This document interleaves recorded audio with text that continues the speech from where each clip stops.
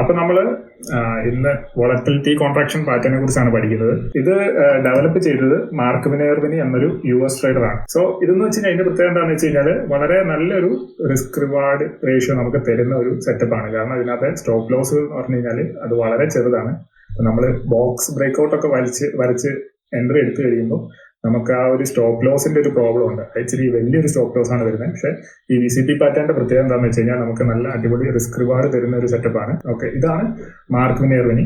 പുള്ളിക്കാരൻ എന്ന് പറഞ്ഞു കഴിഞ്ഞാൽ ഒരു 5 വർഷം കൊണ്ട് ഐ തിങ്ക് 1994 to 2000 ആ ഒരു .com ബബിൾ നടക്കുന്ന ആ ഒരു സമയത്ത് ആ ഒരു 5 വർഷം കൊണ്ട് പുള്ളിന്റെ പോർട്ട്ഫോളിയോ 33,500% റിട്ടേൺ ഉണ്ടാക്കിയ മനുഷ്യനാണ്. പുള്ളിക്കാരൻ US ഇൻവെസ്റ്റിംഗ് ചാമ്പ്യൻ ആണ്. I think 2 or 3 I think 3 time US investing champion ആണ്. അതേപോലെ തന്നെ പുള്ളിക്കാരന്റെ 2 അടിപൊളി ബുക്കുണ്ട്, trade like a stock market wizard, പിന്നെ think and trade like a champion. അപ്പം ഈ 2 നിങ്ങൾ ജീവിതത്തിൽ ഒരു ബുക്കും വായിച്ചിട്ടില്ല, ഈ ഒരു ഒറ്റ ബുക്ക് അല്ലെങ്കിൽ ഈ 2 ബുക്ക് വായിക്കുകയാണെന്നുണ്ടെങ്കിൽ നിങ്ങളെ അത്രയ്ക്കും അത് വർത്തിട്ടായിരിക്കും. സോ പുള്ളി ഇത് വില്യം ഒനീൽ എന്ന് പറഞ്ഞ ഒരു ട്രേഡർ ഉണ്ടായിരുന്നു US മാർക്കറ്റിൽ. പുള്ളിന്റെ ആ ഒരു കൺസെപ്റ്റിൽ നിന്ന് ഡെവലപ്പ് ചെയ്തെടുത്താണ്. അപ്പോൾ വില്യം ഒനീൽ, സ്റ്റാൻ വൈൻസ്റ്റീൻ എന്ന് പറഞ്ഞപ്പോൾ ഇങ്ങനെ ഒരു ചെയിനായി വരുന്ന ഒരു സംഭവമാണിത്. അപ്പോൾ പുള്ളിക്കാരൻ്റെ ഒരു $2,000 പുള്ളിക്കാരൻ അതിന് ഇങ്ങനെ ഇത്രയും ഭീകരമായിട്ടുള്ള ഒരു കോമ്പൗണ്ടിങ് കൊണ്ട് അത് മില്യൺസ് ഓഫ് ഡോളർ ആക്കി മാറ്റാൻ വേണ്ടിയിട്ട് പുള്ളിക്കാരന് പറ്റി. സോ ഇതിന്റെ ബേസിക് സ്ട്രക്ചർ എന്ന് വെച്ച് കഴിഞ്ഞാൽ നമ്മൾ കഴിഞ്ഞ ക്ലാസ്സിൽ പഠിച്ചിരുന്നു. സ്റ്റേജ് 1, സ്റ്റേജ് 2, സ്റ്റേജ് 3 ഒക്കെ നമ്മൾ പഠിച്ചിട്ടുണ്ടായിരുന്നു. അപ്പോൾ സ്റ്റേജ് 2 അപ് ട്രെൻഡിലുള്ള ഒരു സ്റ്റോക്ക് ഒരു പുൾ ബാക്ക് എടുത്ത് അവിടെ ഒരു കൺസോളിഡേഷൻ നടക്കും. അപ്പം ആ ഒരു കൺസോളിഡേഷനാണ് നമ്മൾ വോളറ്റിലിറ്റി അവിടെ കോൺട്രാക്ട് ചെയ്യാന്നൊക്കെ പറയും. അപ്പോൾ ബേസിക്കലി പറഞ്ഞു കഴിഞ്ഞാൽ ഒരു കപ്പ് ആൻഡ് ഹാൻഡിൽ പാറ്റേൺ ആണ് ഈ ഒരു VCP സ്ട്രക്ചർ വരുന്നത്. അതിന്റെ ഒരു ബേസിക് സ്ട്രക്ചർ എന്ന് പറഞ്ഞാൽ ഒരു കപ്പ് ആൻഡ് ഹാൻഡിലാണ്. ഇതാണ് ആ ഒരു വോളറ്റിലിറ്റി കോൺട്രാക്ഷൻ. ജസ്റ്റ് ഒന്ന് ഇതായിട്ട് വെച്ചേക്കാണ്, ഒന്ന് വിഷ്വലി റെപ്രസെന്റ് ചെയ്യുകയാണെന്നുണ്ടെങ്കിൽ ആദ്യം ഒരു സ്റ്റേജ് 2 അപ്പ് മൂവ് ഉണ്ടാവും. അതിനുശേഷം ഒരു പുൾ ബാക്ക് എന്ന് പറഞ്ഞു കഴിഞ്ഞാൽ പുള്ളിക്കാരൻ പറയുന്നത് നമുക്കൊരു 50% ടോപ്പ് ടു ബോട്ടം ഒരു 50% എക്സീഡ് ചെയ്യാത്ത ഒരു കറക്ഷനാണ് ഏറ്റവും നല്ലത്. അതായത് ഒരു സ്റ്റോക്ക് 50% കൂടുതൽ കറക്റ്റ് ചെയ്ത് കഴിഞ്ഞാൽ അത് അത്രയ്ക്ക് നല്ലൊരു സൈൻ അല്ലെന്നാണ് പറയുന്നത്. പക്ഷെ എക്സെപ്ഷൻസ് ഒക്കെ ഉണ്ട്, ടേൺ അറൗണ്ട് സ്റ്റോറീസും അങ്ങനത്തെ കാര്യങ്ങളൊക്കെ ഉണ്ട്. സോ എന്നാലും നമ്മൾ ഒരു ജനറൽ റൂൾ എടുക്കുകയാണെന്നുണ്ടെങ്കിൽ നമ്മൾ 50% ഉള്ളിൽ നിൽക്കുന്ന കറക്ഷനുള്ള സ്റ്റോക്കുകളാണ് നോക്കുക. ആദ്യത്തെ കറക്ഷൻ 50% ആയിരിക്കും. അതിനുശേഷം സ്റ്റോക്ക് എന്താണെങ്കിലും ബൗൺസ് ചെയ്ത് പിന്നെയും കറക്റ്റ് ചെയ്യുന്ന ഒരു വോളറ്റിലിറ്റി അപ്പോൾ കോൺട്രാക്ട് ചെയ്യണം. അതായത് പിന്നെ അടുത്ത പുൾ ബാക്കിൽ ഈ 50% അത്രയും കറക്ഷൻ വരാൻ പാടില്ല, അതിലും കുറവായിരിക്കണം. പ്രിഫറബിളി നമ്മൾ അതിന്റെ നേരത്തെ ആദ്യം ഉണ്ടായ കറക്ഷന്റെ പകുതിയോ അതിൽ കുറവായിരിക്കണം. അപ്പോൾ 50 ആണെങ്കിൽ 25, പിന്നെ അടുത്ത മൂവിന് ശേഷം പിന്നെ വരുന്ന പുൾ ബാക്ക് 12%, അങ്ങനെ 6%, അങ്ങനെ വോളറ്റിലിറ്റി ഇങ്ങനെ കുറഞ്ഞു വരണം. അപ്പം അതാണ് ഇതിന്റെ ഒരു ബേസിക് ഐഡിയ. ഇനി ഇതാണ് ജസ്റ്റ് ഒരു നമ്പർ ഓഫ് കോൺട്രാക്ഷൻസ്, ജസ്റ്റ് ഒരു വിഷ്വൽ റെപ്രസെന്റേഷൻ പറഞ്ഞു കഴിഞ്ഞാൽ ചിലപ്പം എന്താണ് പറയാ, ഇത് നമുക്കൊരു U പോലത്തെ ഒരൊറ്റ കോൺട്രാക്ഷനിൽ ചിലപ്പം ഇങ്ങനെ നടന്നെന്ന് വരും. അല്ലാന്നുണ്ടെങ്കിൽ ഒരു 2 കോൺട്രാക്ഷനിൽ ആ ഒരു ബേസ് ഫോർമേഷൻ നടക്കും. അതല്ലാന്നുണ്ടെങ്കിൽ 3 കോൺട്രാക്ഷൻ, അങ്ങനെ 4 കോൺട്രാക്ഷൻ, അങ്ങനെ നമുക്ക് 1 to 6 പ്രൈസ് കോൺട്രാക്ഷൻ വരെ ഓക്കെയാണ്. ഇതിന്റെ ഒരു എക്സാമ്പിൾ ആണ് കൊച്ചിൻ ഷിപ്പ്യാർഡ്. അപ്പം കൊച്ചിൻ ഷിപ്പ്യാർഡ് ജസ്റ്റ് ഇതാണ് നമ്മൾ ആ പറഞ്ഞിരിക്കുന്ന സ്റ്റേജ് 2 അപ് ട്രെൻഡിന് ശേഷം നല്ലൊരു കറക്ഷൻ നടത്തി. അപ്പോൾ കറക്ഷൻ നടത്തി ഇതിവിടെ നമുക്ക് നോക്കിക്കഴിഞ്ഞാൽ ഇത് ഇങ്ങനെ ഒരു കോൺട്രാക്ഷൻ, പിന്നെ ആദ്യത്തെ ഒരു കോൺട്രാക്ഷൻ എന്ന് വിളിക്കുന്നതാണ്. അതിനുശേഷം ഈ ഒരു മൂവിന് ശേഷം വീണ്ടും ഒരു ചെറിയൊരു പുൾ ബാക്ക് കൊടുക്കുന്നു അല്ലേ, ഇവിടുന്ന് ഇങ്ങനെ പോകുന്നു, പിന്നെ ഒരു പുൾ ബാക്ക് കൊടുക്കുന്നു. അപ്പം നമ്മളിവിടെ അടുത്ത കോൺട്രാക്ഷൻ മാർക്ക് ചെയ്യുന്നു. അതിനുശേഷം വീണ്ടും ഒരു അപ്പ് മൂവ്, അതിനുശേഷം വീണ്ടും പുൾ ബാക്ക്. അപ്പം ശ്രദ്ധിച്ചാൽ മതി, ഇവിടെ ആദ്യം ഉണ്ടായിരുന്ന പുൾ ബാക്കുകളാണ് നമ്മൾ മെഷർ ചെയ്യുന്നത്. അപ്പോൾ ഈ പുൾ ബാക്കിന്റെ സൈസ് കുറഞ്ഞു വരുന്നത് നമുക്ക് കാണാൻ പറ്റുന്നുണ്ട്.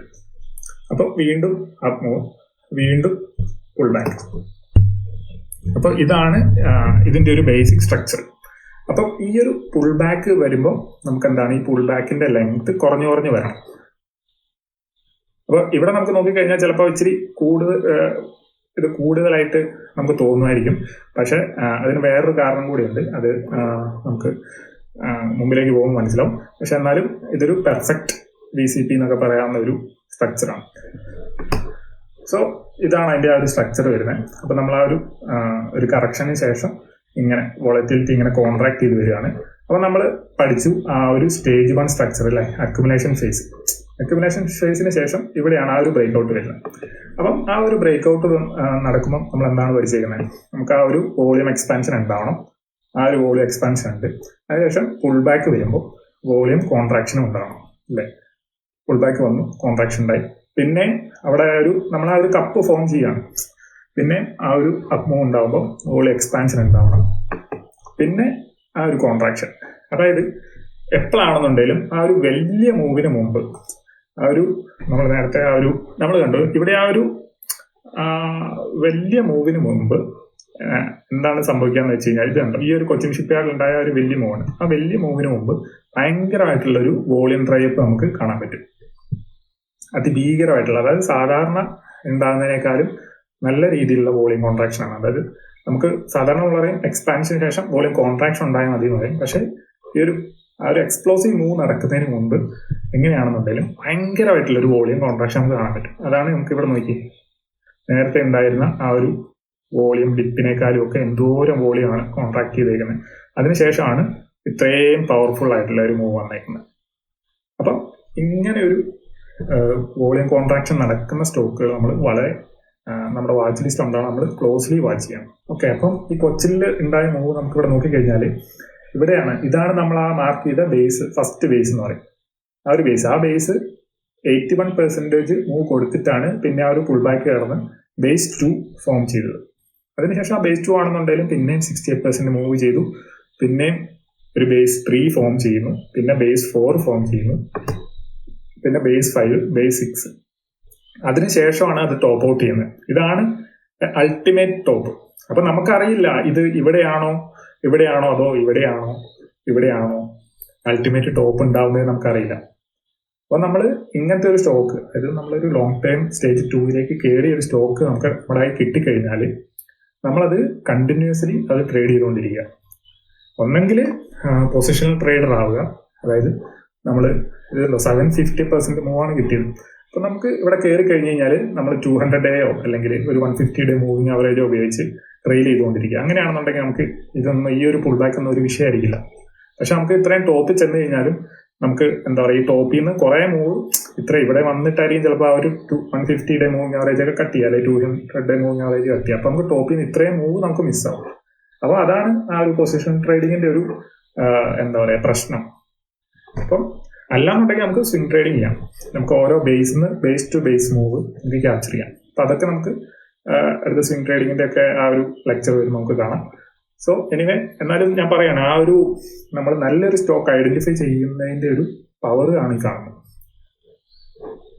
അപ്പൊ നമുക്ക് യൂഷ്വലി ഇങ്ങനെ ഒരു ബേസ് 1ൽ നിന്നൊരു ബ്രേക്ക് ഔട്ട് കിട്ടിക്കഴിഞ്ഞാൽ പുള്ളി പറയുന്നത് ഒരു ബേസിക്കലി ഒരു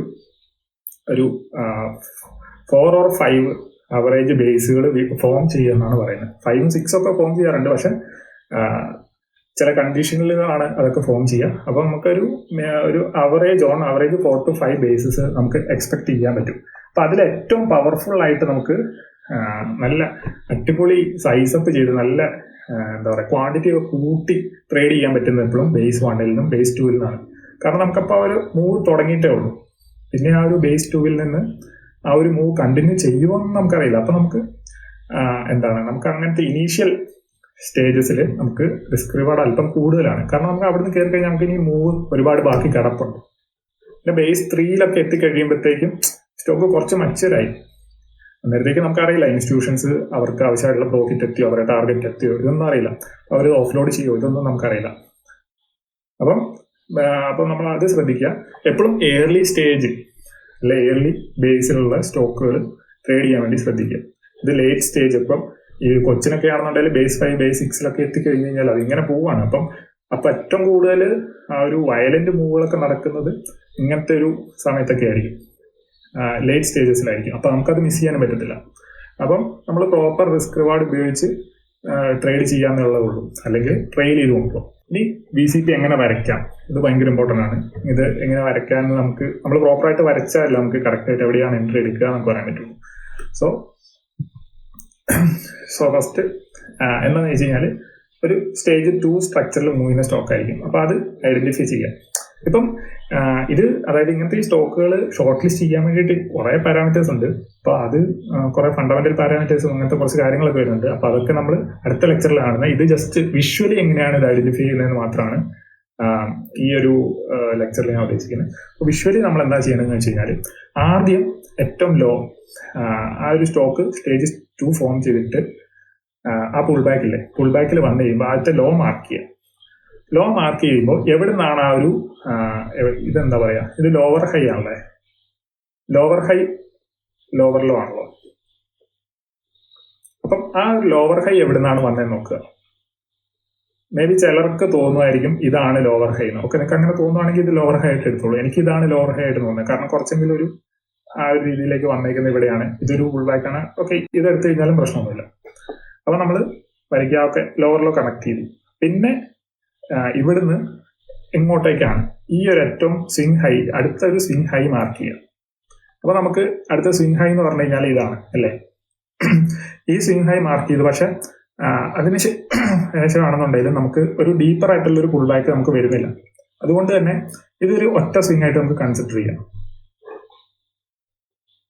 നമുക്ക് സ്വിങ്ങുകൾ കുറച്ച്, കാരണം എന്താണെന്ന് വെച്ച് കഴിഞ്ഞാൽ ഇത്രയും വലിയൊരു ഡീപ്പായിട്ടുള്ള ഒരു സ്വിങ് കിട്ടിയിട്ട് നമുക്ക് പിന്നെ എക്സ്പെക്ട് ചെയ്യുന്നത് അതിനോട് അനുപാതമായിട്ടുള്ള ഒരു സ്വിങ് ആണല്ലോ. അപ്പൊ ഇത്രയും വലിയൊരു സ്വിങ് കിട്ടി ഈ ഒരു ലെവലിൽ. അപ്പം നമ്മൾ ഇത്രയും കുഞ്ഞൊരു സ്വിങ് നമുക്ക് ഇവിടെ മാർക്ക് ചെയ്യാൻ പറ്റില്ല. അത്രയ്ക്ക് ആ രീതിയിലല്ല വോളറ്റിലിറ്റി കോൺട്രാക്ട് ചെയ്യുക. അതായത് ഇത്രയും ഉണ്ടെന്നുണ്ടെങ്കിൽ കുറച്ചുകൂടി ഇതിനൊരു 1/3 അല്ലെങ്കിൽ ഒരു പകുതിയോ ആ രീതിയിലേക്കായിരിക്കും കോൺട്രാക്ഷൻ നടക്കുക. അപ്പൊ നമ്മൾ പിന്നെ ഇവിടുന്ന് ഈ ഒരു ഇതാണ്, ഇവിടുന്ന് ഇങ്ങോട്ടേക്ക് എക്സ്പാൻഷൻ നടക്കുന്നു, പിന്നെ ഇവിടുന്ന് ഇങ്ങോട്ടേക്ക് എക്സ്പാൻഷൻ നടക്കുന്നു. പിന്നെ അടുത്ത ആ ഒരു ഈ ഒരു സ്വിങ് എവിടെയാണ് പോയി നിൽക്കുന്നത് നോക്കുക. അപ്പൊ അത് മാർക്ക് ചെയ്യുക. പിന്നെ അവിടെ നിന്ന് ഇങ്ങനെ മാർക്ക് ചെയ്യുക. ഇങ്ങനെ നമ്മൾ ജസ്റ്റ് ആ ഒരു ഹൈസും ലോസും കണക്ട് ചെയ്ത് കഴിഞ്ഞാൽ തന്നെ നമുക്ക് ഏകദേശം കണ്ടില്ലേ, അപ്പൊ തന്നെ ആ ഒരു പാറ്റേൺ നമുക്ക് കിട്ടി. അപ്പം ഇത് നിങ്ങൾ എന്താണേലും വരച്ച് പഠിക്കണം. ഒരു 10 സ്ട്രക്ചർ എങ്കിലും മിനിമം അടുത്ത ദിവസത്തേക്ക് ഹോംവർക്ക് ആയിട്ട് ചെയ്തിട്ട് വരണം. മിനിമം 10 VCP എങ്കിലും വരയ്ക്കണം. കാരണം ഇത് ഒരുപാട് തവണ വരച്ച് കഴിഞ്ഞാൽ ഇത് പഠിക്കത്തുള്ളൂ. ഇത് ഞാൻ തന്നെ ആദ്യമൊക്കെ എനിക്ക് ഐഡന്റിഫൈ ചെയ്യാൻ ഭയങ്കര ബുദ്ധിമുട്ടായിരുന്നു. നമുക്ക് ഈ ഒരു സ്ട്രക്ചർ കറക്റ്റ് ആയിട്ട് ഐഡന്റിഫൈ ചെയ്താൽ നമുക്ക് കറക്റ്റ് ആയിട്ടുള്ള ഒരു എൻട്രി പോയിന്റ് എവിടെയാണ് വരുന്നതെന്ന് നമുക്ക് പറയാൻ പറ്റത്തില്ല. എന്നാലും നമുക്ക് ചെറിയൊരു ധാരണയൊക്കെ ഉണ്ടാവും. പക്ഷെ നമുക്ക് കറക്റ്റ് ആയിട്ട് റിസ്ക് റിവാർഡിൽ ആ ഒരു സ്റ്റോപ്പ് ലോസ് ഒക്കെ ചെറുതായിട്ട് വെക്കണം എന്നുണ്ടെങ്കിൽ സ്ട്രക്ചർ കറക്റ്റ് ആയിട്ട് വരയ്ക്കാൻ പഠിക്കണം. അപ്പം ഇത് ഒരു ഐഡിയ ആയോ എങ്ങനെയാണ് വരയ്ക്കുന്നത്? നമ്മൾ ഹൈയും ലോവും ചുമ്മാ കണക്ട് ചെയ്ത് വിടുക. ഓക്കെ, അതാ ഞാൻ പറഞ്ഞത്. നമ്മൾ ഉദ്ദേശിക്കുന്ന പോലെ എപ്പോഴും നല്ല ഭയങ്കര വൃത്തിയിലൊന്നും ആയിരിക്കില്ല സ്ട്രക്ചർ ഫോം ചെയ്യുക. സ്ട്രക്ചറിന് ഫോം ചെയ്യണമെന്ന് തോന്നുന്ന ആ രീതിയിൽ ഫോം ചെയ്യും. പക്ഷെ നമ്മുടെ ഈ ഒരു ബേസിക് പ്രിൻസിപ്പിൾസ് അത് ഫോളോ ചെയ്യുന്നുണ്ടോ നോക്കുക. ഉണ്ടോ? IRCTCന്റെ ആ ഒരു ഭീകര മൂവ് നടക്കുന്നതിന് മുമ്പ് ഫോം ചെയ്തൊരു PCP പാറ്റേൺ ആണ്. അപ്പൊ നമ്മളിവിടെ കറക്റ്റ് ആയിട്ട് കപ്പ് ആൻഡ് ഹാൻഡിൽ ഉണ്ടോ അല്ലെങ്കിൽ ഇതുണ്ടോ എന്ന് നോക്കിക്കഴിഞ്ഞാൽ നമുക്ക് കിട്ടില്ല. പക്ഷെ അതിന്റെ പ്രിൻസിപ്പിൾസ് ഉണ്ട്. എന്താണ്? വോളിയം കോൺട്രാക്ഷൻ, അതേപോലെ പ്രൈസ് സ്ട്രക്ചർ, പ്രൈസ് കോൺട്രാക്ഷൻ, അതുണ്ടോ നോക്കുക. ഓക്കെ, ഇനീഷ്യൽ സ്റ്റേജ് 2 ഉണ്ട്. പുൾ ബാക്ക് വന്നു, അപ്പ് മൂവ് വന്നു, പിന്നെയും പുൾ ബാക്ക് ഉണ്ടോ, up move, pull back, up move. Okay, അപ്പൊ നമുക്ക് നമ്മുടെ VCP നമുക്ക് വരയ്ക്കാനുള്ള സാധനങ്ങളായി. ഓക്കെ,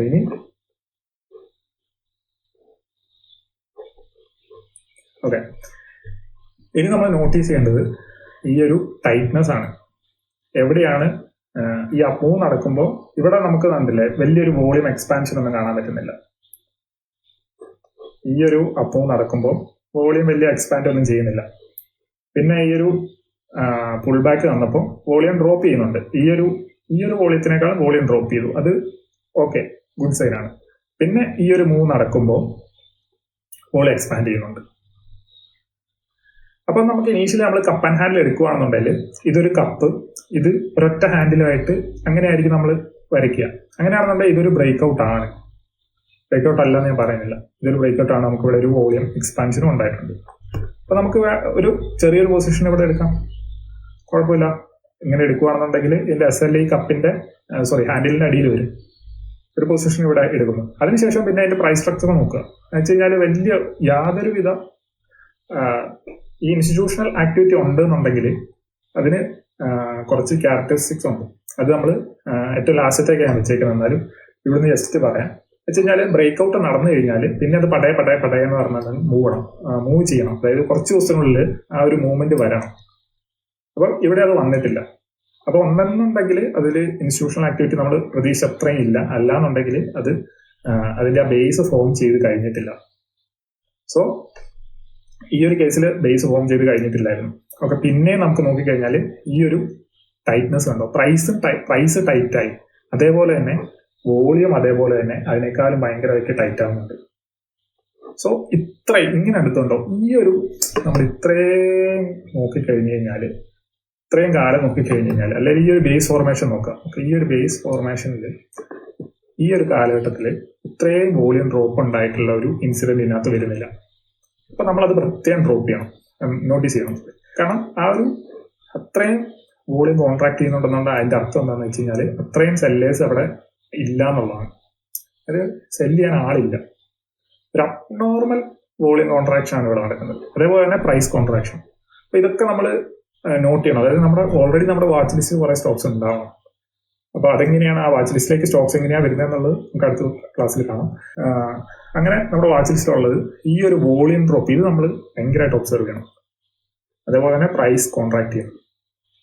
അതായത് നെക്സ്റ്റ് ഡേ എന്താണ് ഭീകരമായിട്ടുള്ള ഒരു മൂവ്.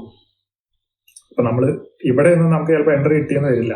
കുറച്ച് മുകളിലേക്ക് ആണെന്നുണ്ടെങ്കിൽ നമുക്ക് ആ ഒരു 1 hour ക്യാൻഡിൽ ഫോം ചെയ്തിട്ടാണെങ്കിലും നമുക്ക് എൻട്രി എടുക്കാം. അപ്പൊ നമ്മൾ ആ ഒരു 1 hour ക്യാൻഡിലൊക്കെ ഭയങ്കര നല്ല രീതിയിലുള്ള വോളി വന്നിട്ടുണ്ട്. അപ്പൊ നമ്മൾ എൻട്രി എടുക്കുന്നു, SL ഇവിടെ ഇടുന്നു. അപ്പൊ SL പ്ലേസ്മെന്റും കാര്യങ്ങളൊക്കെ നമുക്ക് വരുന്ന ക്ലാസ്സിൽ നോക്കാം. ജസ്റ്റ് പറഞ്ഞാണ്. അതിനുശേഷം ഒരു ക്യാരക്ടറിസ്റ്റിക്സ് ഉണ്ടെന്ന് ഞാൻ പറഞ്ഞില്ല. അതിനുശേഷം പിന്നെ സ്റ്റോക്ക് പുൾ ബാക്ക് നടത്തി കഴിഞ്ഞാൽ പിന്നെ അപ്പ് മൂവ് നടക്കുന്ന വളരെ ഫാസ്റ്റ് ആയിട്ടായിരിക്കും. ഇപ്പൊ ഇതുണ്ടല്ലോ ഈ ഒരു ഇതൊക്കെ ഇൻസ്റ്റിറ്റ്യൂഷണൽ ക്യാൻഡിൽസ് ആണ് ആ ഒരു വോളി എക്സ്പാൻഷൻ വന്നേക്കുന്നത്. അപ്പൊ ഇങ്ങനത്തെ ക്യാൻഡിൽസ് ഒക്കെ പ്രസന്റ് ആയിരിക്കണം. ഇങ്ങനെ നമുക്ക് ആ ഒരു സ്റ്റേജ് 2 ബ്രേക്ക് ഔട്ട് കിട്ടിയിട്ടുണ്ടെങ്കിൽ.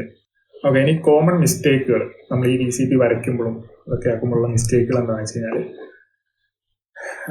ഇത് സ്പൈസ് ജെറ്റിന്റെ ഒരു ചാർട്ടാണ്. സോ ഇങ്ങനെ നോക്കിക്കഴിഞ്ഞാൽ എന്തെങ്കിലും പ്രശ്നമുണ്ടോ? നമുക്കിവിടെ ഒരു ട്രെൻഡിങ് ഉണ്ടായിരുന്നു, ഇവിടെ ഒരു VCP വരയ്ക്കാം. ഒക്കെ നമുക്കിവിടെ ഒരു ബ്രേക്ക് ഔട്ട്, ഈ ഒരു ക്യാൻഡിൽ ബ്രേക്ക് ഔട്ടും ഉണ്ട്, അതിൽ വോളിയും ഉണ്ട്. അപ്പൊ അത് ഞാൻ ഓൾറെഡി ഈ സ്പൈസ് ജെറ്റ് ഒരു ഡൗൺ ട്രെൻഡിങ് സ്ട്രക്ചറിലാണുള്ളത്. അതിൽ കൊണ്ടുപോയിട്ട് നമ്മൾ വരച്ചിട്ട് ഒരു കാര്യമില്ല. കണ്ടോ, ഇത് ഈ ഒരു കപ്പ് ആൻഡ് ഹാൻഡിൽ അല്ലെങ്കിൽ ഈ VCP വരുന്നത് ഇവിടെയാണ്.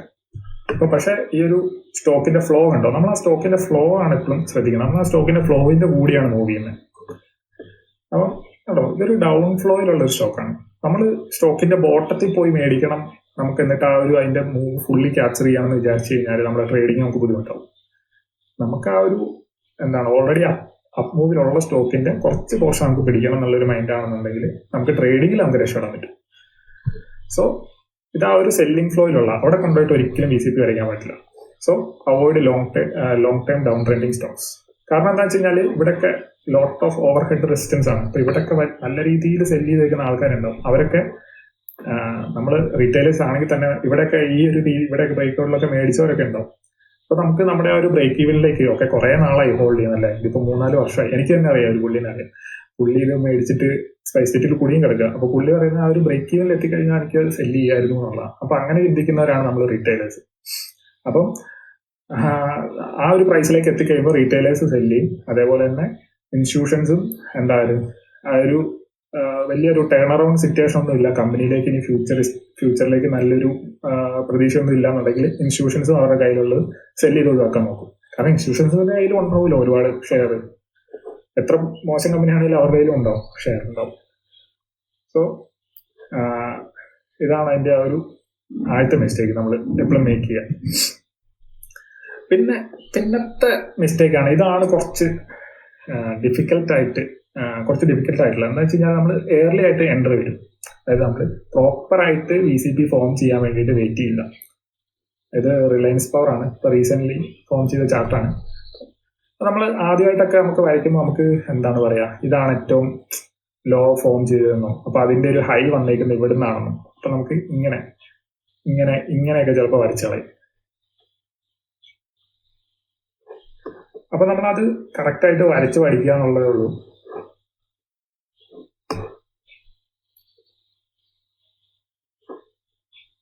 സോ ഇങ്ങനെ വരച്ചിട്ട് ഇവിടെ ഇതുണ്ട്, ഇങ്ങനെയൊക്കെ നമ്മൾ എളുപ്പം വരച്ച് ഇതാക്കി ഇതൊരു ബ്രേക്ക് ഔട്ട് ആണ്, സോ നമുക്ക് ഇവിടെ എൻട്രി എടുത്തേക്കാം എന്നൊക്കെ നമുക്ക് തോന്നും. അതാണ് ഇത് വരച്ച് പഠിക്കണം എന്ന് പറയുന്നത്. അപ്പം നമുക്ക് ഇവിടെ ശരിക്കും പറഞ്ഞു കഴിഞ്ഞാൽ എന്താണ്, ഈ ഒരു ഡൗൺ മൂവ് തുടങ്ങി. അപ്പം ഇത്ര നീട്ടി വരയ്ക്കേണ്ട കാര്യമൊന്നുമില്ല കേട്ടോ, ഞാനത് നീട്ടി വരച്ചെന്നുള്ളൂ. നമുക്ക് എന്താണ്, നമുക്ക് ഒരു നാച്ചുറൽ ആയിട്ട് നമുക്ക് ഒരു സിമെട്രി പോലെ നമുക്ക് ഫീൽ ചെയ്യും കുറച്ച് കഴിയുമ്പോൾ. എനിക്കത് കറക്റ്റ് എങ്ങനെയാണ് പറഞ്ഞു തരേണ്ടതെന്ന് എനിക്കത് മനസ്സിലാവുന്നില്ല. പക്ഷെ നമ്മൾ കുറെ ചാർട്ടുകൾ കണ്ട് നമുക്കതൊരു അതിൻ്റെ ഒരു ഫീല് കിട്ടും. അപ്പോൾ നമ്മൾ ഇത്രയും നീട്ടി വരച്ചില്ലെങ്കിലും ഇപ്പൊ ഇവിടെ നിന്ന് ഇങ്ങനെ വരയ്ക്കുവാണെങ്കിൽ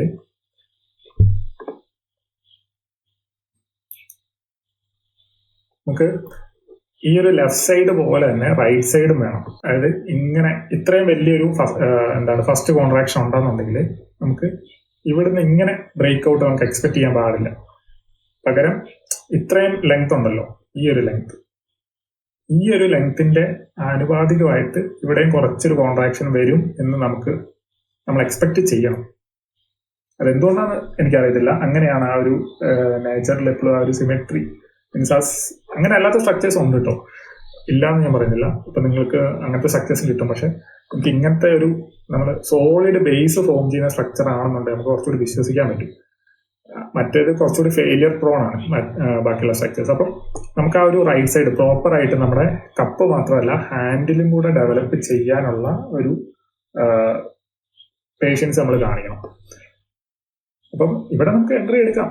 ഇത് നമുക്ക് പ്രശ്നമൊന്നുമില്ല. ഇങ്ങനെ ട്രെൻഡ് ലൈൻ ഒക്കെ ബ്രേക്ക് ചെയ്തു എന്നൊക്കെ പറയാം, ഇങ്ങനെ ചാനലൊക്കെ ബ്രേക്ക് ചെയ്തു അങ്ങനെയൊക്കെ പറയാം. നമുക്ക് പല സെറ്റപ്പുകളിൽ എൻട്രി ഉണ്ടല്ലോ. പക്ഷെ VCPയിലാവുമ്പോൾ നമ്മളത് കുറച്ചുകൂടി വെയിറ്റ് ചെയ്തിട്ടാണ്. കാരണം അതിനൊരു ട്രിക്ക് ഞാൻ പറഞ്ഞുതരാം. ഇനി നമ്മുടെ ഒരുമാതിരി ഇങ്ങനത്തെ ഒരു സ്ട്രക്ചറുകൾ ഫോം ചെയ്ത് കഴിഞ്ഞാൽ നമ്മുടെ എൻട്രി എന്ന് പറയുമ്പോൾ ഏകദേശം ഒരു ഹൈറ്റ് അടുത്തായിരിക്കും. ഈ ഒരു ഫോം ചെയ്ത് വന്നേക്കുന്ന ഒരു സ്ട്രക്ചറിന്റെ ഹൈറ്റ് അടുത്തായിട്ടായിരിക്കും നമ്മുടെ ഒരു എൻട്രി വരിക, പ്രോപ്പർ ആയിട്ടുള്ള എൻട്രി വരിക. അങ്ങനെ ശ്രദ്ധിച്ചാൽ മതി.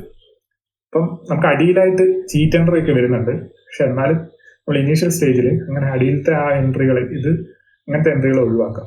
നമ്മുടെ ആ ഒരു ഹൈന്റെ അടുത്തായിട്ടായിരിക്കും നമ്മുടെ ആ ഒരു സ്ട്രക്ചർ ഡെവലപ്പ് ചെയ്ത് വരിക. അപ്പൊ നമ്മുടെ എൻട്രി ഒക്കെ ഏകദേശം ആ രീതിയിലായിരിക്കും. അപ്പം റൈറ്റ് സൈഡ് ഡെവലപ്പ് ചെയ്യാൻ വേണ്ടിയിട്ട് നമ്മൾ വെയിറ്റ് ചെയ്യണം. നമുക്കൊരു വിഷ്വലി നമുക്കത് കാണാൻ വേണ്ടിയിട്ട്, കാരണം അത് പറഞ്ഞു വരുമ്പോഴത്തേക്ക് ഒരു ഹൈന്റെ അടുത്തേക്കായിട്ട് വരിക. എപ്പോഴും അങ്ങനെയാണെന്നുണ്ടെങ്കിൽ ഒരു 52 ഹൈ ബ്രേക്ക് ഔട്ടിൽ നമുക്ക് എൻട്രി എടുത്താൽ പോലെ, അങ്ങനെയല്ല ഞാൻ ഉദ്ദേശിച്ചത്. പക്ഷെ നമ്മൾ ആ ഒരു സ്ട്രക്ചർ പ്രോപ്പറായിട്ട് ഡെവലപ്പ് ചെയ്ത് വരുമ്പോഴത്തേക്കും ആ ഒരു ഹൈറ്റ് അടുത്തേക്കായിട്ട് വരും. നമ്മൾ കാരണം പ്രോപ്പർ ആയിട്ടുള്ള ഒരു അക്യുമുലേഷൻ നടക്കണം. കൊച്ചിൻ ഷിപ്പാറിലാണേലും മെയിൻ ആയിട്ടുള്ള ആ ഒരു മൂവ് വരുന്നുണ്ടല്ലേ, ഇതാണ് ആ ഒരു ഹൈ. ഇവിടെ ഏകദേശം ആ ഹൈന്റെ അടുത്തായിട്ട് തന്നെയാണ് ആ ഒരു ഇത് വരുന്നത്. അപ്പൊ നമ്മൾ ഇത് പക്ഷെ ബെസ്റ്റ് എൻട്രി കേട്ടോ, ഒരിക്കലും ഞാൻ ഇല്ലാന്ന് പറയുന്നില്ല. ഇത് അടിപൊളി, ഈ ഒരു ക്യാൻഡിലും അടിപൊളി എൻട്രിയാണ്. അത് തന്നെ പറയാം, ഒരു ഹാർഡായിട്ടുള്ള റൂൾസ് ഞാൻ തരാത്തത് കൊണ്ടാണ്. ഇതെല്ലാം ഒരു വിഷ്വലി ഒരു ആർട്ടായിട്ടുള്ള ഒരു സംഭവമാണ്. അപ്പൊ നമ്മൾ ചെറിയൊരു അഡ്ജസ്റ്റ്മെന്റിൽ വരുത്തണം. അപ്പോൾ ബിഗിനിങ് സ്റ്റേജിൽ ആ ഒരു ഇങ്ങനെ ശ്രദ്ധിച്ചാൽ മതി, ഹൈന്റെ അടുത്തായിട്ടായിരിക്കും നമുക്ക് എൻട്രി വരിക. പിന്നെ നമ്മൾ എക്സ്പെർട്ട് ആയി കഴിയുമ്പോഴത്തേക്ക് നമ്മൾ ഇവിടെയും ചിലപ്പോൾ എൻട്രി എടുത്ത് വരും. അപ്പൊ അത് ഇപ്പൊ അങ്ങനെ നോക്കണ്ട. അപ്പൊ ഞാൻ പറഞ്ഞില്ലേ, നമ്മുടെ പ്രോപ്പറായിട്ട് റൈറ്റ് സൈഡ് ഇവിടെ ആകുമ്പോൾ ഈ എൻട്രിയിൽ റൈറ്റ് സൈഡ് ഡെവലപ്പ് ആയിട്ടില്ല. റൈറ്റ് സൈഡ് ഡെവലപ്പ് ആകാൻ വേണ്ടിയിട്ട് നമ്മൾ വെയിറ്റ് ചെയ്യുന്നു. ലെഫ്റ്റ് സൈഡ് ഡെവലപ്പ് ആയതുപോലെ തന്നെ റൈറ്റ് സൈഡ് ഡെവലപ്പ് ആകാൻ വേണ്ടി വെയിറ്റ് ചെയ്യുക. നമുക്ക് ആദ്യത്തെ ഈ ഒരു കപ്പ് ഫോം ചെയ്ത ഒരു ഇതുണ്ടല്ലോ, അപ്പൊ നമ്പർ ഓഫ് ഡേയ്സ് പറയാം. ഇതൊരു 100 ദിവസമാണ് വിചാരിക്കുക. ഇതൊരു 100 ദിവസം കൊണ്ട് ഫോം ചെയ്താണെന്നുണ്ട് ഏകദേശം ഒരു 100 ഇല്ലെങ്കിൽ ഒരു 80 ദിവസമെങ്കിലും എടുത്തിട്ട് വേണം ഈ റൈറ്റ് സൈഡ് ഡെവലപ്പ് ചെയ്യാൻ വേണ്ടിയിട്ട്. അങ്ങനെയാണെങ്കിൽ നമുക്ക് ആ ഒരു സിമെട്രി വരിക. അപ്പം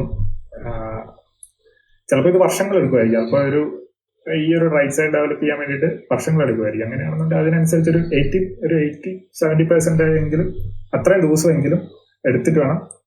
അതായത് നമുക്ക് കാണുമ്പോൾ തന്നെ നമുക്കൊരു സിമെട്രി തോന്നണം, ഈ ഒരു സ്ട്രക്ചറിൽ സിമെട്രി ഉണ്ട് എന്ന് നമുക്ക് തോന്നണം. അപ്പൊ നിങ്ങൾ അടുത്ത ദിവസം എക്സസൈസ് ആയിട്ട് വരുമ്പം നമുക്ക് അങ്ങനത്തെ അല്ലാത്ത സ്ട്രക്ചറുകളൊക്കെ ഉറപ്പായിട്ട് നിങ്ങൾ കൊണ്ടുവരും. അപ്പൊ അത് നമുക്ക് ക്ലിയർ ചെയ്യാം. അപ്പൊ നിങ്ങൾക്ക് മനസ്സിലായ രീതിയിൽ നിങ്ങൾ സ്ട്രക്ചേഴ്സ് എടുത്തിട്ടു. അങ്ങനെയാണല്ലോ എനിക്ക് കറക്റ്റ് ചെയ്യാൻ പറ്റത്തുള്ളൂ. അതായത് ചിലപ്പോൾ ഇത് ഇവിടുന്ന് തന്നെ ചിലപ്പോൾ ബ്രേക്ക് ഔട്ട് ചെയ്ത് ഇങ്ങനെ പോയെന്ന് വരും. അങ്ങനെ ബ്രേക്ക് ഔട്ട് ചെയ്ത് പോവില്ല എന്ന് ഒരിക്കലും നമുക്ക് പറയാൻ പറ്റില്ല. അങ്ങനെ ബ്രേക്ക് ഔട്ട് ചെയ്യും. പക്ഷെ ഇതിന്റെ ഒരു ഫെയിലിയർ പ്രോൺ ആണ്. അതായത് ഫെയിലിയർ ചാൻസ് കൂടുതലാണ് അൺലെസ് സംതിങ് ചേഞ്ച് ഹിയർ. അതായത് ചിലപ്പം അതിഭീകരമായിട്ടുള്ള ഏർണിങ്സ് ഒക്കെ വന്നിട്ടുണ്ടാവും. ചിലപ്പോൾ ഭയങ്കര പോസിറ്റീവ് ആയിട്ടുള്ള ന്യൂസുകളൊക്കെ വന്നിട്ടുണ്ടാവും. അങ്ങനെയൊക്കെ ആണെന്നുണ്ടെങ്കിൽ ഇത് ഓക്കെയാണ്, ഈ മൂവ് ഓക്കെയാണ്. പക്ഷെ അങ്ങനെ പ്രത്യേകിച്ചൊന്നുമില്ല, പ്രത്യേകിച്ച് കാരണങ്ങളൊന്നുമില്ല. ഇങ്ങനെ സ്ട്രക്ചർ ഫോം ചെയ്തിട്ട് പെട്ടെന്നൊരു മൂവ് കൊടുക്കുകയാണെന്നുണ്ടെങ്കിൽ അത് ഫെയിൽ ആവാനുള്ള ചാൻസുകളാണ് കൂടുതൽ. അപ്പൊ നമുക്ക് ഇങ്ങനെ ഒരു പ്രോപ്പറായിട്ട് ഇങ്ങനെ വെയിറ്റ് ചെയ്തുകൊണ്ട് നമുക്ക് കൂടുതൽ സക്സസ് റേറ്റ്, നമ്മുടെ ഹിറ്റ് റേറ്റ് കൂടുതലായിരിക്കും. ഓക്കെ, ഇനി അടുത്ത ഒരു മിസ്റ്റേക്ക് ആണ്, മിസ്റ്റേക്ക് അല്ല, ഇത് നമ്മൾ നോക്കേണ്ട ഒരു പോയിന്റ് ആണ്. ഓക്കെ, ഇത് കിറ്റക്സിന്റെ ചാർട്ടാണ്. ഒരു move, up move, pull back. അപ്പൊ പുൾ ബാക്ക് വരുമ്പോൾ നമ്മുടെ പ്രീവിയസ് ആയിട്ടുള്ള ആ ഒരു പിവറ്റുകളൊക്കെ ഉണ്ടാവല്ലോ, പ്രീവിയസ് സ്ട്രക്ചറിന്റെ ആ ഒരു സപ്പോർട്ടൊക്കെ, അതൊക്കെ ബ്രേക്ക് ചെയ്തിട്ടാണ് വരുന്നതെന്നുണ്ടെങ്കിൽ നല്ലതാണ്. കാരണം ഇവിടെയൊക്കെ നമ്മൾ ആ ഒരു ഹയറിലോ അങ്ങനെ ആ രീതിയിലൊക്കെ ട്രെയിൽ ചെയ്ത് വരുന്ന ആൾക്കാരുടെ SL ഒക്കെ ഇവിടെ ട്രിഗർ ആയിട്ടുണ്ടാവും. അപ്പം ഇൻസ്റ്റിറ്റ്യൂഷൻസിന് ആവശ്യമായിട്ടുള്ള ഷെയർസ് ഒക്കെ ഇവിടെയൊക്കെ അവർക്ക് കിട്ടും. അപ്പൊ അങ്ങനെ ഇതിന് പറയാം ഷെയ്ക്ക് ഔട്ടുകളാണ്. ഷെയ്ക്ക് ഔട്ടുകൾ എപ്പോഴും നല്ലതാണ്. അപ്പൊ നമുക്കിവിടെ ഒരു സ്ട്രക്ചർ ഇങ്ങനെ ഫോം ചെയ്ത് വരുന്നുണ്ട്. ഇത് കുറച്ചൊരു എന്താ പറയാ, നമുക്ക് കോൺട്രാക്ഷൻ ഒന്നും നമുക്ക് കാണാൻ പറ്റുന്നില്ല, അതുകൊണ്ട് മനഃപൂർവ്വം എടുത്താണ് ഇങ്ങനത്തെ ഒരു സ്ട്രക്ചർ. അപ്പൊ ഇത് കുറച്ച് അഡ്വാൻസ് ആയിട്ടുള്ള ഒരു സ്ട്രക്ചറാണ്. എന്നാലും നമുക്ക് അതിന്റെ ഒരു കൺസെപ്റ്റ് നമുക്ക് കാണാൻ പറ്റും. കാരണം വോളറ്റിലിറ്റി ഉണ്ടല്ലേ, അങ്ങനെ വരച്ചിട്ട് കാര്യമില്ല.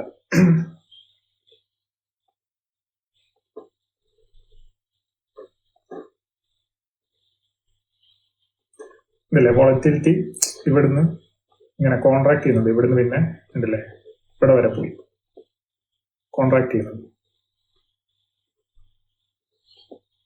ഉണ്ടല്ലേ വോളറ്റിലിറ്റി കോൺട്രാക്ഷൻ ഉണ്ട്. അപ്പൊ ഇതും വോളറ്റിലിറ്റി കോൺട്രാക്ഷൻ പാറ്റേൺ തന്നെയാണ്. പക്ഷെ ഇത് കുറച്ച് അഡ്വാൻസ് ആയിട്ടുള്ള സ്ട്രക്ചറാണ്. പക്ഷെ അഡ്വാൻസ് അല്ലാത്ത സ്ട്രക്ചറിൽ പോലും നമുക്ക് ഷെയ്ക്ക് ഔട്ടുകൾ എപ്പോഴും നല്ലതാണ്. കാരണം എന്താണെന്ന് വെച്ച് കഴിഞ്ഞാൽ ഷെയ്ക്ക് ഔട്ട് നല്ലതാണെന്ന് പറയാനുള്ള കാരണം എന്താണെന്ന് വെച്ച് കഴിഞ്ഞാൽ, കാരണം നമ്മൾ എൻട്രി എടുത്തു എന്ന് വിചാരിക്കുക. ഓക്കെ, നമ്മളൊരു VCB ട്രേഡർ ആണ്, നമ്മൾ ഇവിടെ എൻട്രി എടുത്തു. ഇതുണ്ട് ഇവിടെ എന്താണ് വോളിയം കംപ്രഷൻ ഒക്കെ നടന്ന്, പ്രൈസ് കംപ്രഷനും നടന്നു, വോളിയം ഡ്രോപ്പും ഒക്കെ നടന്നു. ഇവിടെ ഈ ഒരു ക്യാൻഡിൽ നമുക്ക് എൻട്രി വന്നു, നല്ലൊരു ക്യാൻഡിലാണ്. അതിനുശേഷം കണ്ടില്ലേ അത് താഴേക്ക് പോയിട്ട് നമ്മുടെ ഈ SL ഒക്കെ എടുത്തു. അപ്പൊ അതിനാണ് പറയാ ഷെയ്ക്ക് ഔട്ട് എന്ന് പറയാം. അതെന്ന് പറഞ്ഞു കഴിഞ്ഞാൽ റീറ്റെയിലേഴ്സിന്റെ എൻട്രി SL ഹണ്ടിങ്ങും പരിപാടിയൊക്കെയാണ്. അപ്പൊ അങ്ങനെ നടന്നിട്ടുണ്ടെങ്കിൽ അതിനുശേഷം വരുന്ന മൂവുകൾ കുറച്ചുകൂടി പവർഫുൾ ആയിരിക്കും. അപ്പൊ നമ്മൾ എൻട്രി എടുത്തു, അങ്ങനെയാണെങ്കിൽ നമ്മളെ അടുത്ത് വന്ന് നമ്മുടെ SL എടുത്തു കഴിഞ്ഞാൽ നമ്മൾ അതിന്റെ വാച്ച് ലിസ്റ്റിൽ നിന്ന് കളയാൻ പാടില്ല, നമ്മൾ അതിനെ കീപ്പ് ചെയ്യും. എന്നിട്ട് നമ്മൾ വീണ്ടും ഒബ്സർവ് ചെയ്യും, വീണ്ടും പ്രൈസ് എങ്ങനെയാണ് ബിഹേവ് ചെയ്യുന്നത്. ഓക്കെ, നമുക്ക് വീണ്ടും ഇവിടെ റീ എൻട്രി എടുക്കാം ഈ ഒരു ബ്രേക്ക് ഔട്ടിൽ. അതിനുശേഷം കൺസ്ട്രക്റ്റീവ് ആയിട്ടുള്ള പ്രൈസ് ആക്ഷൻ ആണ് കേട്ടോ. ഈ ഒരു പുൾ ബാക്കിൽ കണ്ടോ വോളിയം ഡ്രോപ്പ് ചെയ്തേക്കുന്ന ഇതിന്റെ വോളിയം, ഈ ഒരു വോളിയം ഡ്രോപ്പും തമ്മിലുള്ള ആ ഒരു വ്യത്യാസം ഒന്ന് നോക്കി. അപ്പൊ അതാണ് പറഞ്ഞത്. അപ്പം നമുക്ക് ആ ഒരു പവർഫുൾ വോളിയം വന്നു കഴിഞ്ഞാൽ പിന്നെ ആ ഒരു വോളിയം ഡ്രോപ്പ്, അല്ലെങ്കിൽ ശരിക്കുള്ള മൂവ് വരുന്നതിന് മുന്നേ ഉള്ള വോളിയം ഡ്രോപ്പ് എന്ന് പറഞ്ഞു കഴിഞ്ഞാൽ അത് തീരായിരിക്കും, അല്ലേ? പിന്നെയുള്ള മൂവ് നടന്ന ഇങ്ങനെയാണ്. അപ്പം ഇത് ആദ്യം നിങ്ങൾക്കൊരു ഹൈൻസൈറ്റ് അനാലിസിസ് പോലെയൊക്കെ തോന്നിയാലും, അതായത് ഇത് നടന്നതിന് ശേഷം നമ്മൾ അങ്ങനത്തെ ചാർട്ടുകൾ എടുത്ത് ഇതാക്കുകയാണെന്ന് തോന്നിയാലും, നിങ്ങൾ പവർഫുൾ മൂവ് നടന്നേക്കുന്ന സ്റ്റോക്കുകൾ എടുത്ത് സ്റ്റഡി ചെയ്യണം. അതായത് ഇങ്ങനെ ഒരു വർഷത്തിൽ ഭയങ്കര 200%, 300% ഒക്കെ മൂവ് ചെയ്തേക്കുന്ന സ്റ്റോക്കുകൾ എടുക്കുക. ഇതേപോലെ VCP കോൺട്രാക്ഷൻ നടന്നേക്ക് നിങ്ങൾക്ക് കാണാൻ പറ്റും. അതിനുശേഷം അപ്പം അതിന്റെ ക്യാരക്ടറിസ്റ്റിക്സ് എടുത്തു നോക്കുക. ഇത് ഞാൻ ചുമ്മാ പറയുന്നല്ല, ഇതിങ്ങനെ ഇത്രയും പവർഫുൾ ആയിട്ടുള്ള ഈ ഒരു മെത്തേഡ് വെച്ച് ഇത്രയും ഭീകര റിട്ടേൺ ഉണ്ടാക്കിയേക്കുന്ന ഒരു മനുഷ്യൻ, പുള്ളിക്കാരൻ പഠിപ്പിച്ചേക്കുന്നതാണ്. അപ്പൊ പുള്ളിക്ക് ശേഷം ഒരുപാട് ആൾക്കാർ ഇത് ചെയ്ത് സക്സസ്ഫുൾ ആയിട്ടുള്ള ഒരു ഫോർമുലയാണ്. അപ്പം ഈ ഒരു ഷെയ്ക്ക് ഔട്ട് അത് നല്ലതാണ് കേട്ടോ. ഇവിടെ ആണെങ്കിൽ പോലും കണ്ടില്ലേ, അതായത് നമുക്കിവിടെ നമ്മൾ വിചാരിക്കും ഇവിടെ ഒരു സ്ട്രക്ചർ ഒക്കെ സ്റ്റേബിൾ ആയിട്ടുണ്ട് എന്ന് വിചാരിക്കും. പക്ഷെ ഇല്ല, ജസ്റ്റ് ട്രാപ്പ് ചെയ്തു, ജസ്റ്റ് നമ്മുടെ SL ഒക്കെ എടുത്തിട്ട് പിന്നെ അത് സ്ട്രക്ചർ ഫോം. അപ്പം ഇങ്ങനെ ട്രാപ്പുകളും ഇങ്ങനെ ഷെയ്ക്ക് ഔട്ടുകളും ഒക്കെ ആ ഒരു ബേസിൽ ഉണ്ടെന്നുണ്ടെങ്കിൽ അത് നല്ലതാണ്. നമ്മുടെ വാച്ച് ലിസ്റ്റിൽ നിന്ന് അതിനെ കളയാൻ പാടില്ല എന്നാണ് ഞാൻ ഉദ്ദേശിച്ചത്. കണ്ടോ, ആ ഷെയ്ക്ക് ഔട്ടിന് ശേഷം ഉണ്ടല്ലേ, ഇപ്പൊ ഇവിടെ ഉണ്ടല്ലേ നമ്മുടെ SL എടുത്തു, ഷെയ്ക്ക് ഔട്ടിന് ശേഷം പിന്നെ ആ ഒരു നല്ല രീതിയിൽ വോളിയം ബ്രേക്ക്ഔട്ട് നടക്കുകയാണെന്നുണ്ടെങ്കിൽ നമുക്കവിടെ വീണ്ടും റീ എൻട്രി എടുക്കാം. വളരെ പോസിറ്റീവാണ്. ഓക്കെ, ഇനി എൻട്രി പോയിന്റ്സ്. സോ ഇതാണ് കൊച്ചിന്റെ ആ ഒരു ഇത്. അപ്പം കൊച്ചില് ഇതാണ് ഞാൻ പറഞ്ഞത്, നമ്മുടെ ആദ്യത്തെ എൻട്രി പോയിന്റ് ഇവിടെയാണ് വരിക. അപ്പം സിമെട്രി ആയിട്ടില്ല, ഉണ്ടല്ലേ, ഇത്രയും ലെഫ്റ്റ് ബേസ് ഉണ്ട്, പക്ഷെ റൈറ്റ് ബേസ് അത്രയും ഡെവലപ്പ് ആയിട്ടില്ല. പക്ഷെ എന്നാലും നമുക്ക് ഇത്രയും നല്ല മൂവ്, അതായത് ഇത്രയും നല്ല ക്യാൻഡിലൊക്കെ ഫോം ചെയ്ത് കഴിഞ്ഞാൽ നമുക്ക് എൻട്രി എടുക്കാണ്ടിരിക്കാൻ പറ്റത്തില്ല. അപ്പൊ ചിലപ്പം ഇതിങ്ങനെ എന്താ പറയാ, ഒരു സിമെട്രി ഇല്ലാത്ത സ്ട്രക്ചർ ആയിരിക്കും ഇത്, നമുക്കറിയില്ല. എന്നാലും നമുക്ക് ഇനീഷ്യലി ഒക്കെ നമ്മൾ ടോട്ടൽ പോർട്ട്ഫോളിയോന്റെ ഒരു 20% ആണ് ഇൻവെസ്റ്റ് ചെയ്യാൻ ഉദ്ദേശിക്കുന്നതെങ്കിൽ ഒരു 10% ഇവിടെ ഇടാം, അല്ലെങ്കിൽ 5% ഇടാം. എന്നിട്ട് വെയിറ്റ് ചെയ്യാം. എന്നിട്ട് നമുക്ക് ആ ഒരു കൺഫർമേഷൻ, ആ ഒരു ഹൈ ബ്രേക്ക് ചെയ്യുന്ന രീതിയിലേക്ക്, ഓക്കെ ഇവിടെ ചിലപ്പോൾ ഹൈ ബ്രേക്ക് ചെയ്യുന്നതായിട്ട് നമുക്ക് തോന്നും, പക്ഷെ വോളിയം വന്നിട്ടുണ്ട് അങ്ങനെയാണ്. പക്ഷെ നമുക്കവിടെ എന്താണ്, നമ്മളിവിടെ കുറച്ച് ക്വാണ്ടിറ്റി ആഡ് ചെയ്തു, പക്ഷെ നമുക്കന്ന് ആ ദിവസം നല്ലൊരു ക്ലോസിങ് കിട്ടിയില്ല. അത് ഓക്കെയാണ്. അതിനുശേഷം വീണ്ടും പ്രൈസ് പുൾ ബാക്ക് ചെയ്ത് കൺസ്ട്രക്റ്റീവ്ലി വീണ്ടും ഒരു നല്ലൊരു കോൺട്രാക്ഷൻ ഫോം ചെയ്യുന്നു, നല്ല അടിപൊളി വോളിയം കോൺട്രാക്ഷൻ വരുന്നു. അതിനുശേഷമുള്ള ബ്രേക്ക് ഔട്ട് അടിപൊളിയായിട്ടാണ്. നമ്മുടെ ഫുൾ ക്വാണ്ടിറ്റി നമ്മൾ ഈ ഒരു ക്യാൻഡിൽ ഇവിടെ ഒന്നും കിട്ടിയല്ല, ഈ ഒരു ഇത്രയും ഹൈറ്റിൽ മൂവ് ചെയ്യുമ്പോഴത്തേക്ക് നമുക്ക് എൻട്രി നമ്മുടെ കൺഫേം ചെയ്യും. അപ്പൊ നമ്മുടെ SL നമുക്ക് ഇവിടെ ഇടാം. അല്ലാന്നുണ്ടെങ്കിൽ കുറച്ചുകൂടി അഗ്രസീവ് ട്രേഡേഴ്സ് ആണെന്നുണ്ടെങ്കിൽ ഇത്രയും നല്ല ക്യാൻഡിലൊക്കെ ആകുമ്പോൾ നമുക്ക് ആ ഒരു LOD law of the day നമുക്ക് ഇടാൻ പറ്റും. അപ്പൊ അതൊക്കെ നമുക്ക് നോക്കാം, ഇനിയും നോക്കാം, സമയമുണ്ട്. സോ എൻട്രി പോയിന്റ് ഇങ്ങനെയാണ് വരിക. പിന്നെ ഇതാണ് ഞാൻ പറഞ്ഞത്. അപ്പൊ ആദ്യത്തെ ബേസിൽ നിന്ന് നമുക്ക് ബ്രേക്ക് ഔട്ട് കിട്ടി, പിന്നെ ഒരു പുൾ ബാക്ക്. അപ്പം ഈ ഒരു പുൾ ബാക്കിന് ശേഷം വീണ്ടും ബേസ് ഫോം ചെയ്യും. ഇത് ബേസ് 1 ആണ്, ഇത് ബേസ് 2 ആണ്. അങ്ങനെ ഞാൻ പറഞ്ഞത് എത്രയാണ്, മിനിമം ഒരു 4 ബേസ്, 4 to 5 ബേസ് ഫോം ചെയ്യാനുള്ള ഒരു ചാൻസ് ഉണ്ട്. നല്ലൊരു സ്റ്റോക്ക് ആണെങ്കിൽ, നല്ല സ്റ്റോക്കിലുണ്ടാവും കേട്ടോ. മീൻസ് ചെറിയ പ്രത്യേകിച്ച് ടെയിൽ വിൻഡ് ഒന്നും ഇല്ല, അല്ലെങ്കിൽ ജസ്റ്റ് വെറുതെ മൂവ് ചെയ്യുന്ന സ്റ്റോക്കിലൊക്കെ ആണെങ്കിൽ അത്രയും ബേസുകൾ ഫോം ചെയ്യില്ല. അപ്പൊ നല്ല ഡിഫൻസിലൊക്കെ അങ്ങനെ ഉണ്ടാവും എന്നാണ് ഞാൻ എക്സ്പെക്ട് ചെയ്യുന്നത്. ഒരു 5-6 ബേസെങ്കിലും ഉണ്ടാവുന്നതാണ് എക്സ്പെക്ട് ചെയ്യുന്നത്, അറിയില്ല. സോ ഓക്കെ, അപ്പം ഇവിടെ ഈ ഒരു പുൾ ബാക്കിന് ശേഷം ഉണ്ടല്ലേ, ഇവിടെ ഒരു ഇത് നമുക്കൊരു എന്താണ് പ്രൈസ് കോൺട്രാക്ഷൻ ആണ്. ഇങ്ങനെ വന്നപ്പോഴത്തേക്ക് കോൺട്രാക്ഷൻ, ഇവിടെ വോളിയം ഉണ്ടല്ലേ, വോളിയം ഭയങ്കരമായിട്ട് ഡ്രോപ്പ് ചെയ്തിട്ടുണ്ട്. പിന്നെ ആ ഒരു ബ്രേക്ക് ഔട്ടിൽ നമുക്ക് ഈ ഒരു ക്യാൻഡിൽ ആണല്ലേ വോളിയം ബ്രേക്ക് ഔട്ട്, ഇവിടെ നമുക്ക് എൻട്രി എടുക്കാം. അത് കഴിഞ്ഞ് പിന്നെയും ഇമ്മീഡിയറ്റ്ലി ഫോളോ ത്രൂ ഉണ്ടായില്ല, പിന്നെയും ഒന്ന് ടൈറ്റ്ലി കൺസോളിഡേറ്റ് ചെയ്തു. അങ്ങനെ പ്രൈസ് കൺസോളിഡേഷൻ, അതായത് വളരെ ചെറിയ റേഞ്ചിൽ പ്രൈസ് കൺസോളിഡേറ്റ് ചെയ്യുന്നത് ഭയങ്കര നല്ലതാണ്. കാരണം സെല്ലേഴ്സിനും ബയ്യേഴ്സിനും അവിടെ ഒരിതില്ല, സെല്ലേഴ്സ് ഇല്ല, താഴേക്ക് പ്രൈസ് പോകുന്നില്ല. അപ്പം ഇവിടുന്ന് പിന്നെ ഈ ഒരു ബ്രേക്ക് ഡൗൺ ആണ് നടക്കുന്നതെന്നുണ്ടെങ്കിൽ നമുക്ക് കാര്യമില്ല, നമ്മുടെ തീസിസ് റോങ് ആയി. കാരണം വീണ്ടും ഒന്ന് കൺസോളിഡേറ്റ് ചെയ്തിട്ടേ അത് ബ്രേക്ക് ഔട്ട് ചെയ്യും. കുറച്ചുകൂടി കൺസോളിഡേഷൻ ബാക്കിയുണ്ട് എന്നാണ് അത് പറയുന്നത്. പക്ഷെ ഇമ്മീഡിയറ്റ്ലി അത് കുറച്ചൊരു കൺസോളിഡേഷന് ശേഷം അപ്പൊ തന്നെ ബ്രേക്ക് ഔട്ട് കിട്ടുവാണെന്നുണ്ടെങ്കിൽ നല്ലൊരു എൻട്രിയാണ്.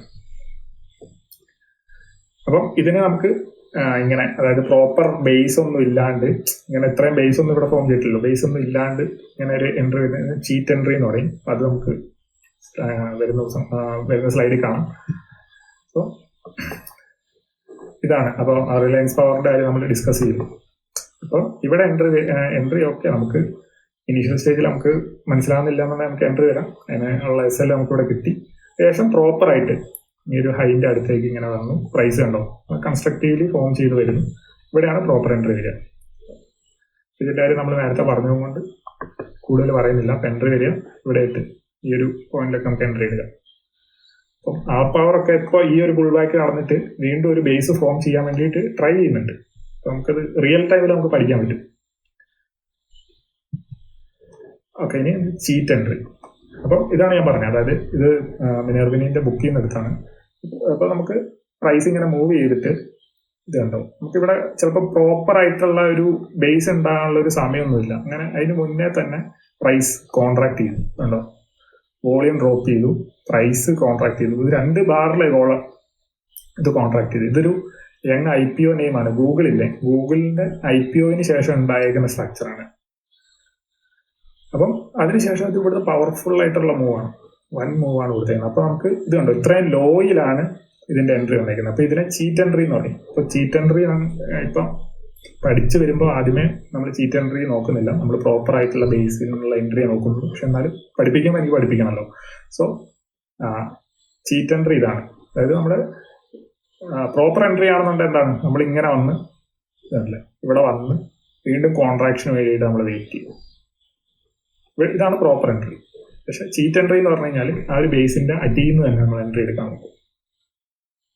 പക്ഷെ ഇത് കുറച്ച് റിസ്ക്കിയാണ്. കാരണം എന്താണ്, നമുക്കറിയാം നമ്മളത് ഇവന് വന്നിട്ട് ചിലപ്പോൾ ഇങ്ങനെ താഴേക്ക് വന്നിട്ട് പിന്നെയൊക്കെ ആയിരിക്കും ബേസ് ഫോം ചെയ്യുന്നത്, നമുക്കറിയില്ല. സോ അത് ഓരോന്നിനും അതിൻ്റെതായ അഡ്വാൻറ്റേജും ഡിസഡ്വാൻറ്റേജും ഉണ്ട്. അപ്പം ഇതിന് ലോ ചീറ്റ് എന്ന് പറയും. അങ്ങനെ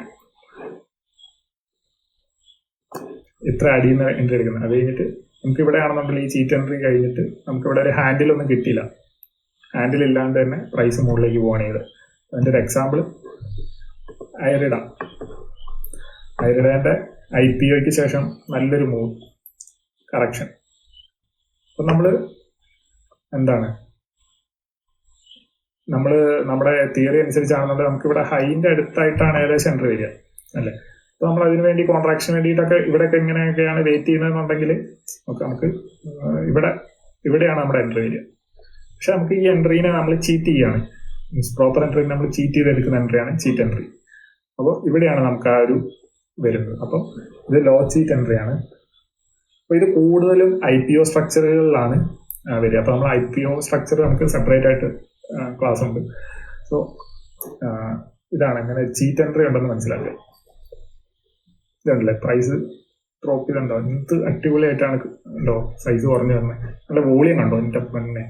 ഈ ഒരു IPOയ്ക്ക് ശേഷം ഏറ്റവും കുറവ് വോളിയം വന്നേക്കുന്ന ദിവസമാണ് ഈ 2 ദിവസം.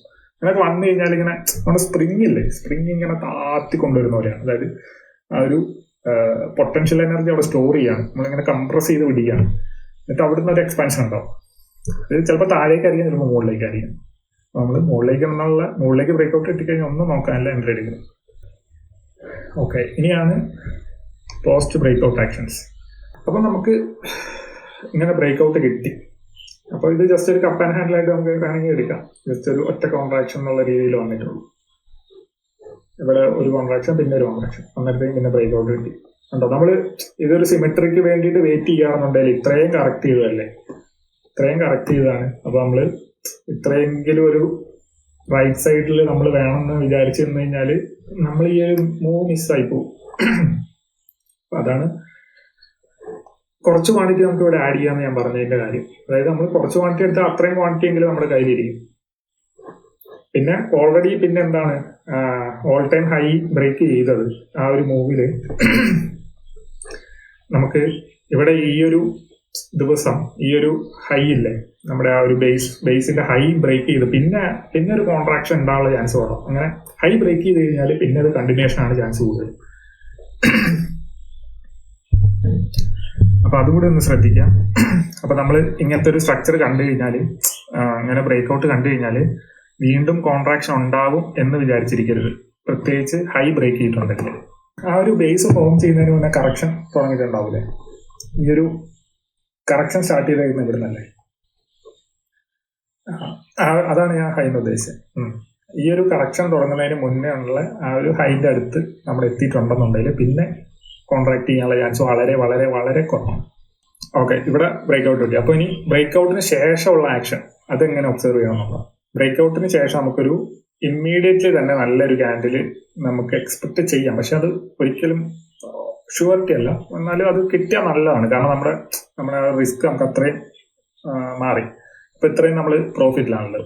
അതിനുശേഷം പിന്നീട് നടക്കുന്ന കൺസോളിഡേഷൻ, അതിന് നമ്മൾ നാച്ചുറൽ റിയാക്ഷൻ എന്ന് പറയാം. അതായത് നാച്ചുറൽ ആയിട്ടുള്ള ചെറിയ രീതിയിലുള്ള പ്രോഫിറ്റ് ബുക്കിംഗ്.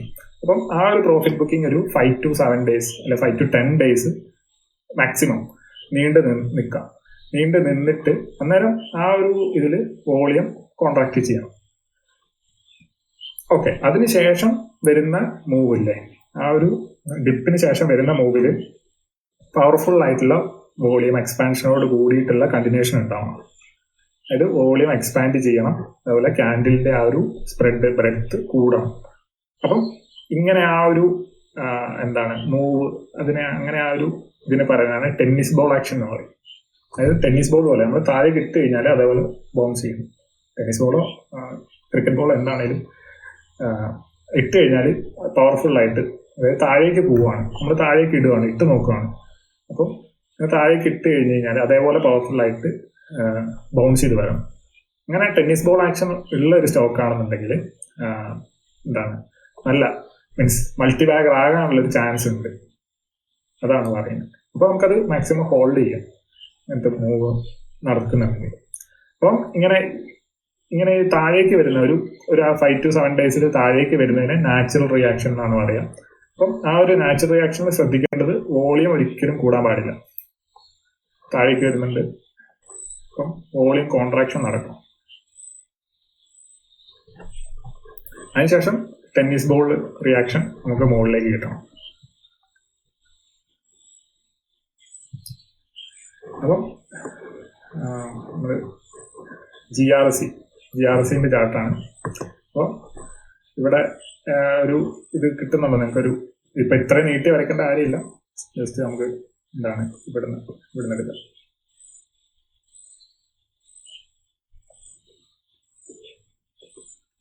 നമുക്കിവിടെ ഒരു പ്രോപ്പർ ബ്രേക്ക്ഔട്ട് അല്ല കിട്ടിയിരിക്കുന്നത്. GRCയിൽ ഗ്യാപ്പ് അപ്പ് ഓപ്പണിംഗ് ആണ്. ഗ്യാപ്പ് അപ്പ് ഓപ്പണിങ്ങോട് കൂടിയിട്ടുള്ള ഒരു അപ്പ് മൂവ് ആണ് കിട്ടിയിരിക്കുന്നത്. അപ്പം GRCന്റെ ഇത് ബേസ് 1 ആയിരുന്നു. അപ്പം സെക്കൻഡ് ബേസ് ഇവിടെ ഫോം ചെയ്യുന്നു എന്നാണ് എൻ്റെ ഒരു തീസിസ്. നമുക്കിവിടെ ഇനി ഒരു കോൺട്രാക്ഷൻ കിട്ടും. പ്രൈസ് ഇന്ന് കൺസോളിഡേറ്റ് ചെയ്യും. അതിന് ശേഷം നമുക്ക് ഇവിടെ ഒരു കപ്പ് ഫോം ചെയ്ത്, ഒരു ഹാൻഡിൽ ഫോം ചെയ്ത് നമുക്ക് ബ്രേക്ക്ഔട്ടിൽ നമ്മൾ നല്ലൊരു എൻട്രി എടുക്കും. അങ്ങനെയാണ് എൻ്റെ ഒരു തീസ്. പക്ഷെ അത് നമുക്ക് പറയാൻ പറ്റില്ല. ഇത് ഇതേപോലെ തന്നെ ഇങ്ങനെ എന്താണ് ഇവിടെ ഇങ്ങനെ കറക്റ്റ് ചെയ്ത് പോയതുപോലെ ഇവിടുന്ന് ഇനി വാർ സിറ്റുവേഷൻ ഇനി വേഴ്സ് ആവുകയാണെന്നുണ്ടെങ്കിൽ ഇങ്ങനെ കറക്റ്റ് ചെയ്ത് പോരും. അതാണ് ആ ഒരു ട്രേഡിങ്ങിന്റെ ആ ഒരു ബ്യൂട്ടി. നമുക്കൊന്നും ഒരു ഡെഫിനറ്റ് ആയിട്ട് നമുക്ക് പറയാൻ പറ്റില്ല. പക്ഷെ നമുക്ക് ഒരു തീസിസ് ഉണ്ടായിരിക്കും, നമ്മുടെ ആ ഒരു എക്സ്പെക്ടേഷൻ ഉണ്ടായിരിക്കും. അപ്പൊ അങ്ങനെയാണ്. അപ്പം ഷോർട്ട് ടൈം ട്രേഡിങ്ങിലൊക്കെ ആണെന്നുണ്ടെങ്കിൽ ഇന്ന് SL ഞാൻ പറഞ്ഞല്ലോ, ഗ്രൂപ്പ് പറഞ്ഞ പോലെ 20 EM SL എൻ്റെ അത് വയലേറ്റ് ആയി. പക്ഷെ അതിന്റെ ക്ലോസിംഗ് വന്നേക്കുന്ന 20 EM മുകളിൽ അത് ക്ലോസ് ചെയ്തു. പക്ഷെ എന്നാലും അത് 20 EM താഴേക്ക് പോയപ്പോൾ ഞാൻ പിന്നെ അത് എക്സിറ്റ് ചെയ്തു. പിന്നെ അത് വീണ്ടും റീ എൻട്രി എടുക്കാമല്ലോ, നമുക്ക് പ്രശ്നമില്ലല്ലോ. സോറി, GRCന്റെ കാര്യമല്ല, BDLലാണ് എനിക്ക് SL വന്നത്. ഇപ്പൊ GRCയിൽ എന്റെ പൊസിഷൻ ഞാൻ ഇവിടെയാണ്, ഈ ഒരു ക്യാൻഡലിന്റെ ലോയിലാണ് SL ഇട്ടേക്കുന്നത്. അപ്പം ഇവിടെയാണെന്നുണ്ടെങ്കിൽ കണ്ടോ നമുക്ക് ടെന്നീസ് ബോൾ ആക്ഷൻ ഒക്കെ കാണാൻ പറ്റും. മുകളിലേക്ക് ആ ഒരു ബ്രേക്ക്ഔട്ടിന് ശേഷം മുകളിലേക്ക് നല്ല മൂവ് ഉണ്ട്. പിന്നെ നാച്ചുറൽ റിയാക്ഷൻ ഒക്കെ നോക്കിയേ, 2 ദിവസം വോളിയം ഡ്രൈ ഉണ്ട്. പക്ഷെ ഇവിടെ ഇച്ചിരി വോളിയം ഉണ്ട്, പക്ഷെ എന്നാലും പിന്നെ വോളിയം ഡ്രൈ ആയി. പിന്നെ ഇമ്മീഡിയറ്റ്ലി തന്നെ ടെന്നീസ് ബോൾ ആക്ഷൻ, പിന്നെ വീണ്ടും വോളിയം ഡ്രോപ്പ് കണ്ടില്ലേ, വോളിയം കോൺട്രാക്ഷൻ. ഇപ്പൊ ഇത് കുറച്ച് ദിവസത്തേക്ക് ഇങ്ങനെ നീണ്ടു നിൽക്കാനുള്ള ഒരു ചാൻസ് ഉണ്ട്. ഇതിങ്ങനെ വി ഷേപ്ഡ് റിക്കവറി പോകാനുള്ള ഒരു പ്രോബിലിറ്റി കുറവാണ്. കാരണം ഒരു ബേസ് ഫോം ചെയ്യണം, അല്ലാണ്ട് പോവാട്ടോ. പക്ഷെ ഒരു പ്രോബിലിറ്റി കുറവാണ്. ബേസ് ഫോം ചെയ്തിട്ട് ബ്രേക്ക്ഔട്ട് കൊടുക്കാനാണ് ചാൻസ് കൂടുതൽ. അപ്പോൾ ഇന്ന് ഇത്രയാണ് ഉള്ളത്. വേറെ എന്തെങ്കിലും ഡൗട്ട് ഉണ്ടോ?